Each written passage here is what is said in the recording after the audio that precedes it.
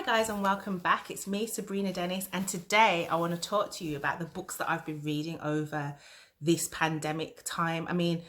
I've been looking up all sorts of things. I think I've tried to read to one, expand my mind and to educate myself, but also to find something to just take my mind off the world that's around me. Although some of the books that I've chosen to read have kind of linked to what's going on in the world around me, I still love to read. And somebody said to me that readers are leaders, and I like to think that I'm a leader. So I have to encourage myself, I have to educate myself and read. So I've only got a few of them because the rest are downstairs and I'm not downstairs. But I've got like 5 books. One I'm still reading, well, 2 of them I'm still reading. When I show you the one I'm still reading, you'll understand why. But okay, so the first book, which was the first one? The first book, I don't know if it was the first one that I finished during lockdown, was this one called Queenie by Candice Carty-Williams. Absolutely brilliant read, fantastic. I laughed, I cried, I laughed a lot. Don't Touch My Hair is something that I think every black woman, a woman of colour anyway, can identify with.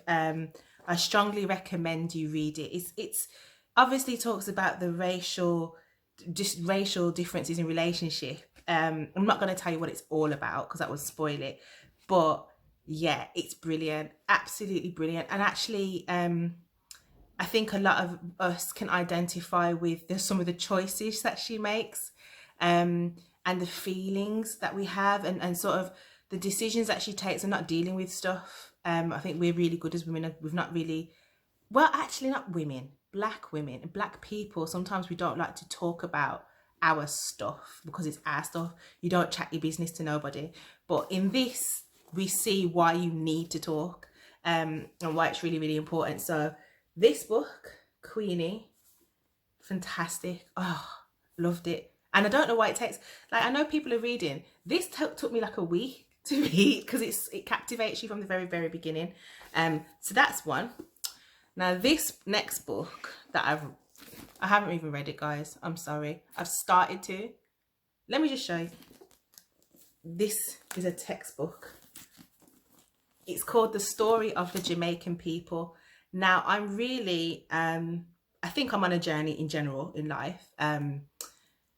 Spiritually, emotionally, physically, mentally, but I always think things come back to where you're from, you know, why we do things, why we are trained the way we trained, why we talk the way we talk, you know, why our parents raised us the way they raised us, all because of where they've come from. So my heritage is Jamaican. My grandparents from Jamaica. My mom grew up in Jamaica and born here, lived there, came back, had a bit of a journey. My dad born here, but obviously Jamaican heritage. So it makes sense that I kind of understand the story of the Jamaican people. As you can see, this is a textbook. And yeah, it's very long and very thick. And the reason why I haven't finished it is because it's challenging. It's a history textbook essentially. So every half a chapter just leaves you sort of like mind boggled and confused and uncertain and questioning things and wanting you to do more deeper research and thinking about everything basically.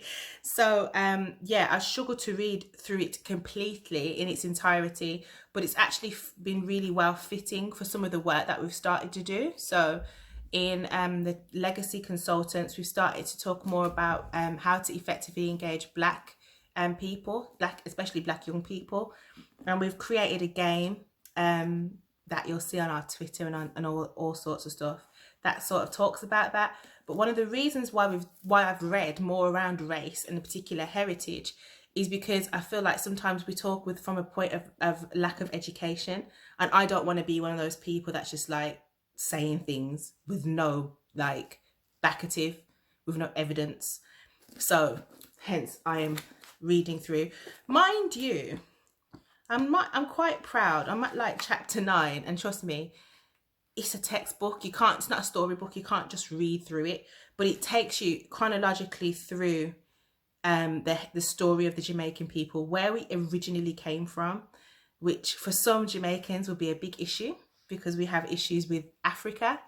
It talks about slavery, it talks about religion and faith, it talks about spirituality, relationships, progress, politics and policy, everything about the Jamaican people. It talks about forming Eurocentric ideas from white slave masters. Everything is addressed in this book. I highly recommend it, but it's not a book that you want to just try and pick up and read like that. Like, it's obviously a textbook, it's for study. So that's ongoing, the story of the Jamaican people. So the next book that I'm actually finished. I've only got a chapter left, but then my other half took it off me and he hasn't been able to put it down. This book, it's called White Fragility: Why It's So Hard for White People to Talk About Racism by Robin DiAngelo. I actually strongly recommend everybody reads this book, because I think with everything that's going on at the moment with Black Lives Matter, with police brutality on Black people in America in particular, there's a lack of understanding. And just read the book. Yeah, just read the book.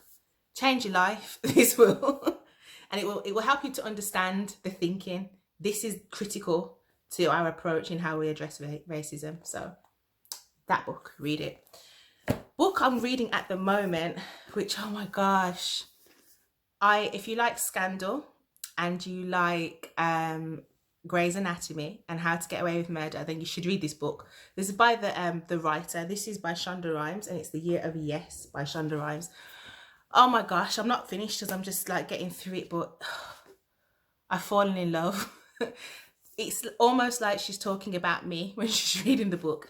And it sort of it's taken us on a journey of how to say yes to things, how to dance it out, stand in the rain and be your own person.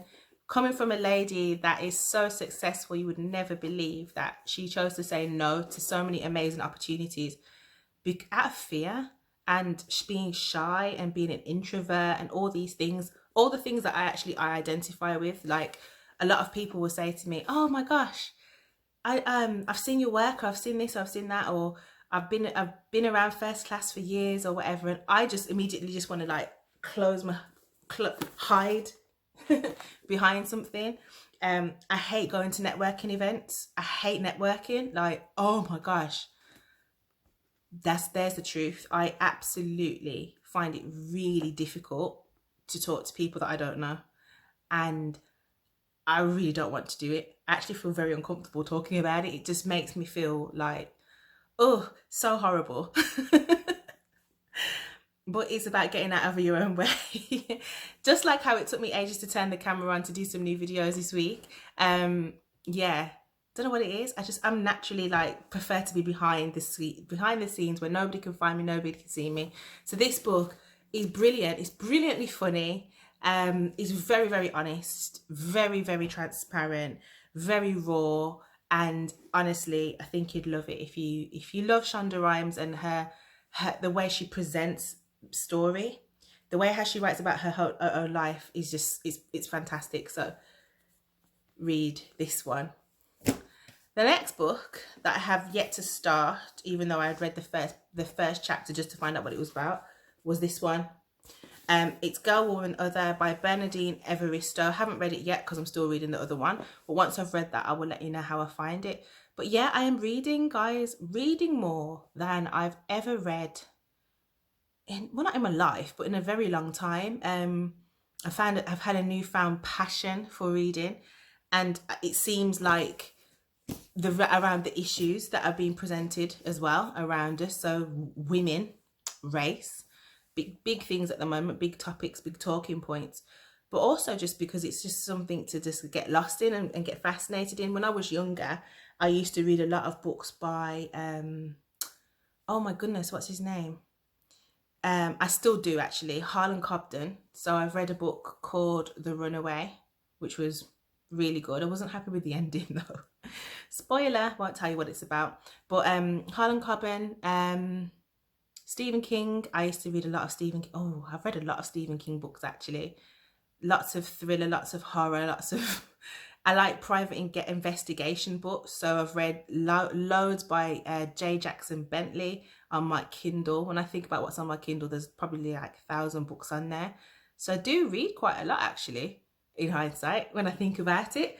I didn't realize how much I did read, but I love to read. I love to research. I love to know things. Not to be a know-it-all, but just for me. Like, I like to just know that, yeah, I know that. I read that.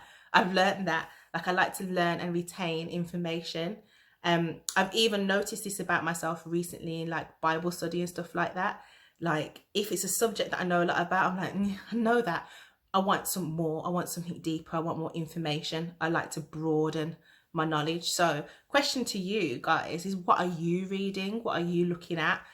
Hopefully it's something that I haven't read, and I'd love some new book titles. Like, I'm gonna have got through them in the next month, and then I'll be like, what next? So drop me your comments below, let me know what you're reading, give me some insights and tips for new ideas and new books. And yeah, I look forward to hearing and seeing from you soon.